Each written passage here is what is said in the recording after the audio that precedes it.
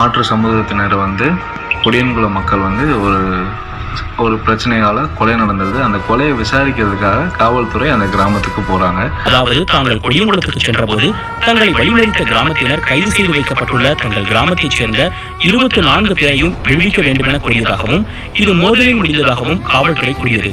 இதன் பிறகு கிராமத்தினரின் ஒரு பகுதியினர் நாட்டு வெடிகுண்டுகளை தங்களை நோக்கி வீசியதாகவும் இதில் 12 பேர் காயமடைந்ததாகவும் சொன்னது காவல்துறை.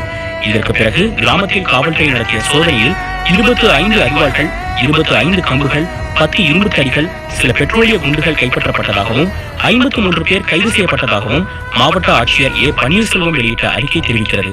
காவல்துறை அணியுடன் சென்ற தாசில்தாரின் கூற்றுப்படி அவர் காவல்துறை படையணியுடன் கொடியங்குளம் சென்றபோது ஊரை சுற்றி முள் செடிகளாலும் முள் வேலிகளாலும் பாதுகாப்பு போடப்பட்டிருந்தது. 500க்கும் மேற்பட்டவர்கள் பயங்கர ஆயுதங்களுடன் காத்திருந்தனர்.